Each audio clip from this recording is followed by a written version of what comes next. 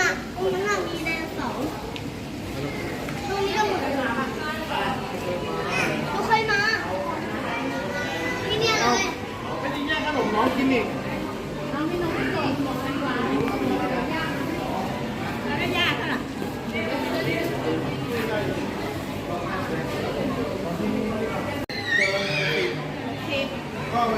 บัตรประชาชนเตรียมไปข้างหน้าออกไปเลยพ่อสายลุงคะสายลุงบัตรสีอะไรไหนดูโชว์บัตรดิบัตรสีเหลืองราคา40 บาทของผู้ใหญ่80 บาทสถาบันวิทยาศาสตร์ทะเลไปเลยค่ะ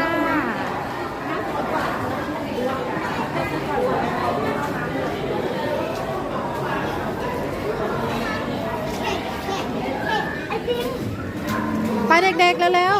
ๆหนูเข้าเราไปยื่นบัตรด้วยจ้าหนูรับบัตรคืนด้วยหนูรับบัตรคืนมาเอาบัตรฝากแม่ไว้ก่อนลูกเอามาฝากแม่มาฝากแม่ไว้ไปเล่าเราได้ยากก็คือบัตรเห็นลูกฟ้าลูกฟ้าบัตรไม่ได้ไปฟ้าบัตรมาไปยังบัตรมาเอาไปทิ้งหมด ยาวเลย มาเร็วฉีดแล้วฉีดยังฉีดแล้วเช็ดหน่อยรู้ไหมไปดูกันว้าวไปส่งนักศึกษาแล้วใส่ลุงไปเลยไปถึงตั้งได้ไหมตั้งไหมลูก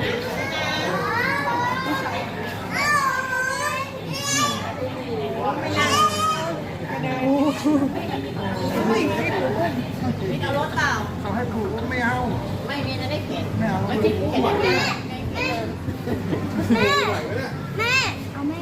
ไหวไหมแกอุ้มแกเขาให้อุ้มให้ผูกอุ้มเข็นก็ไม่เอา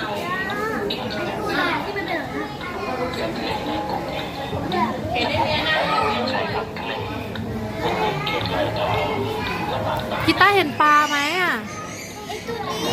อันนี้มันคือปลาอะไรอ่ะไม่ใช่ปลากระเบนน้อยเหรอแต่ที่ก็ตัวเล็กแล้วตัวเนี้ยใช่ติดที่ก็ชอบจับมันเลยจั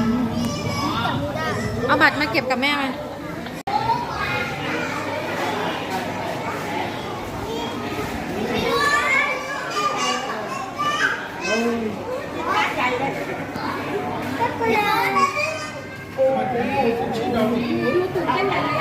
เป็นมากเนี่ย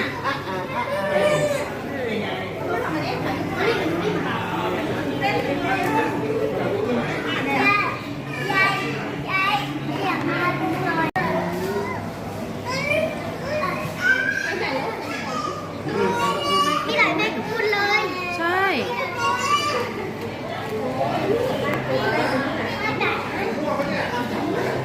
เขาบอกว่าห้ามเปิดขวดโหลนะครับ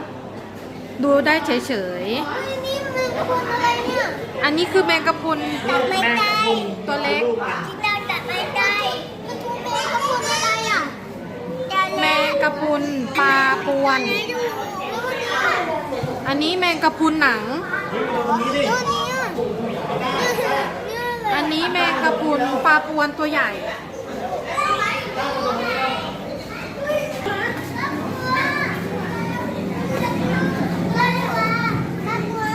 อุ้ยโรเตอร์ว้าวเลยน่ากลัวมากสวยไม่ใช่น่ากลัวสวยไหมมันลอยอ่ะเป็นแพะน่ากลัวมากเลยอ่ะน่ากลัวอะไรพี่นะทำไมมันไม่กลัวเราอ่ะดูคนละคนไปไหนล่ะแต่ฟ้าอยู่ไหนแม่มันมีชีวิตไหมดีอยู่นะว่ายน้ำไม่ขัด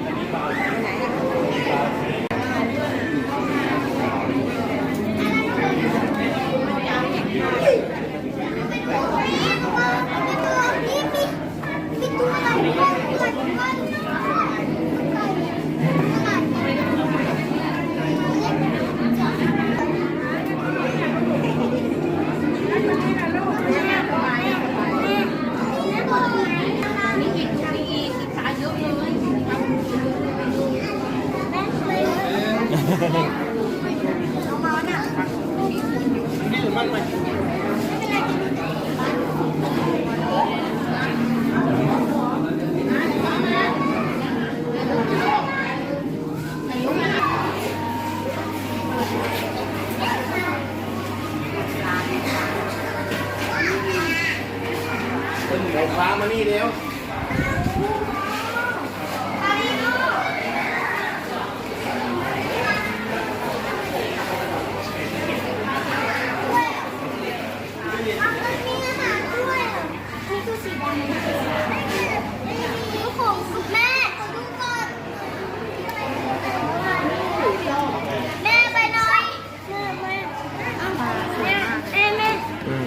อย่าวิ่งนะ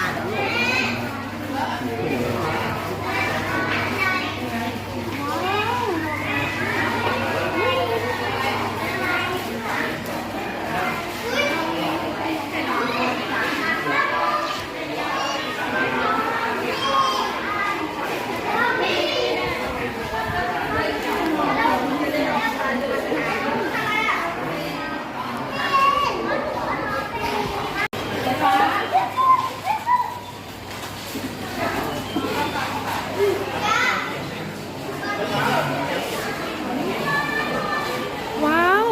อุ้ยปลาตัวนี้สวยมากเลยอ่ะ มันมี อุ้ย มันกัดไหม ปลาอะไรอ่ะ ไปดิมือแย่ไป อุ้ยปลาอะไรอ่ะ สีแบบสวยมาก ปลาจระเม็ดทองอ๋อนี่ไง แต่มันไม่ขยับอ่ะ ปลานกแก้วเขียวแต่น่ารัก ขยับอ่ะ ปลานกแก้ว นี่ปลาอะไรเนี่ย ปลาจระเม็ดทองปลาจระเม็ดทอง แต่ว่า ใช่เขียวปลามันเห็นไหมมันเห็นปลาสวยเนอะ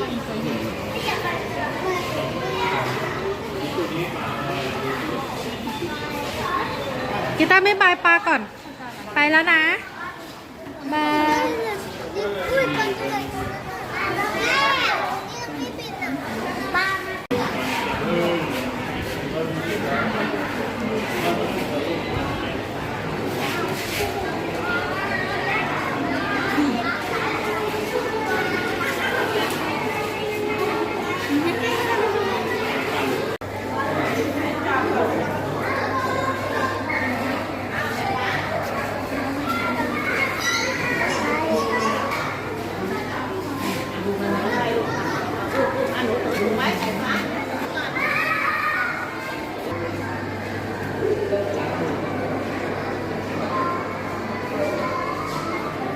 ไม่เห็นโอมองไม่เห็นโอ มา เก่ ละ ง อามันใช่ไหม เขาเรียกตัวอะไรอ่ะพี่แจ๊ค ไม่รู้ว่าลองดูเนี่ยปลาไหล ไม่ มันคือปลาไหล ไม่ ปลาไหลวะ ม้าน้ำเหรอ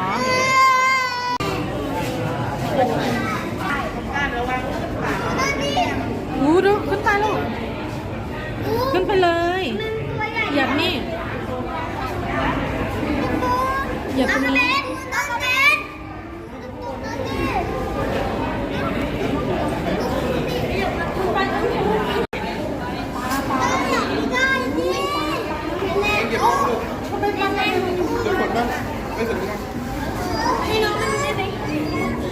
ถ่ายนั่งถ่ายไหมจับนั่ง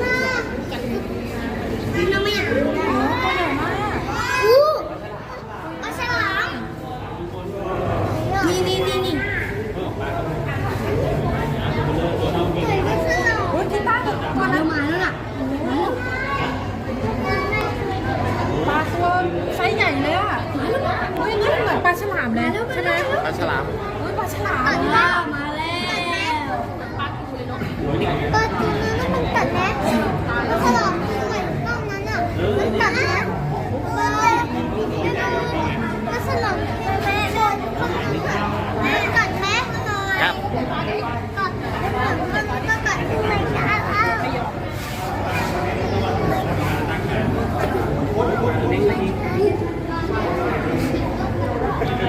ย้ตอนนั้นน่ะที่มัน ไม่แล้วปลาฉลามไม่แล้ว แม่ ด้านปลาฉลาม ปลาฉลามลงมา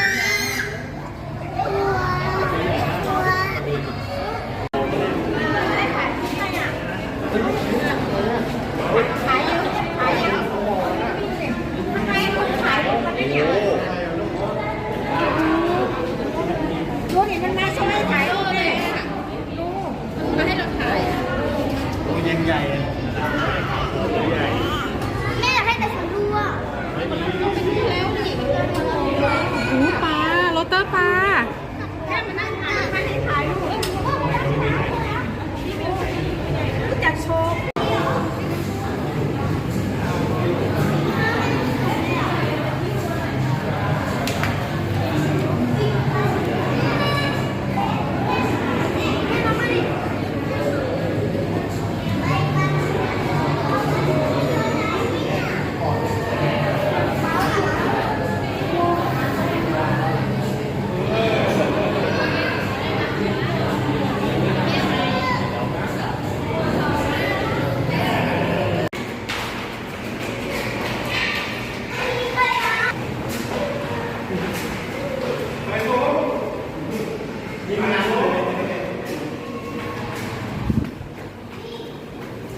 รอผู้ใหญ่ด้วย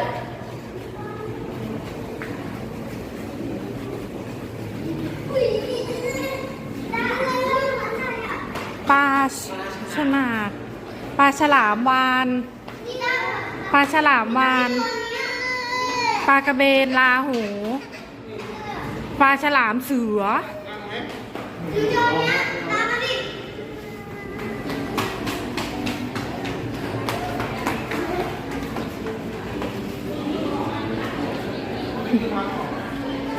ดี๋ยวมันมีทางไอ้ที่นี่เป็นโดมเหรอไม่คุยก็ดูแบบนี่ดีกว่า ดูแบบชิวๆเนาะ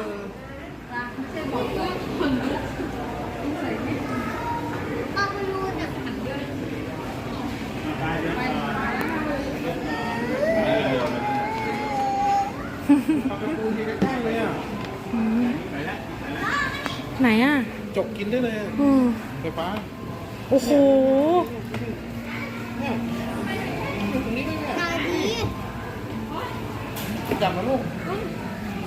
ก็ว่าให้เอาไง ไอ้พูดอีกเลย โอ้ปลาตัวนี้น่ารักมาก มาดูนี่นะ ไปแล้ว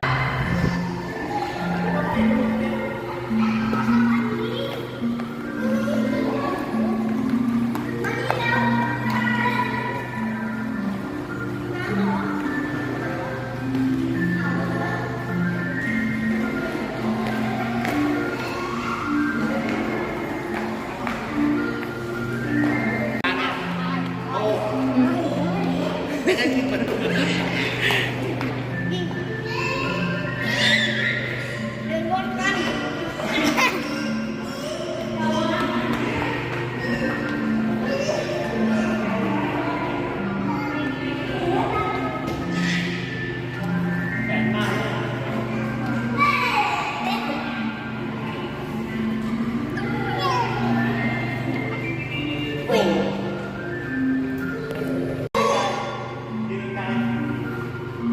พี่มาสิมึงไม่สวยอ่ะ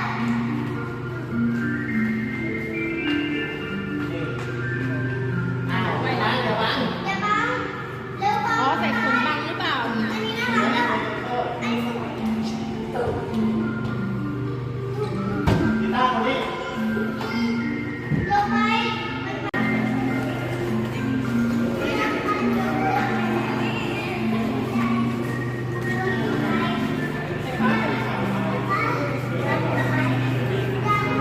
ดีเลยอะไรอ่ะน่ากลัวมากสัตว์ป่าเหรอ ลิงร้องไง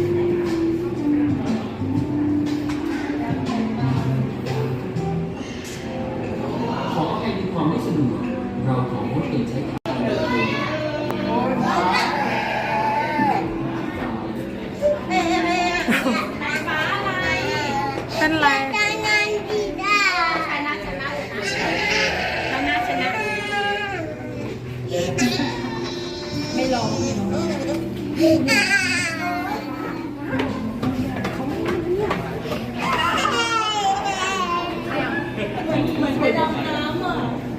โอ้ยตั้งทุกคนดิไม่ถูกส่วนนะ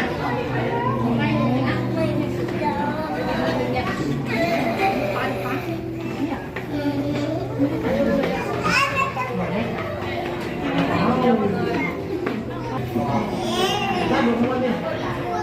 ข้างหลัง สลับเลยอ่ะ เป็นสนามตัวค้อน ฮ่าฮ่า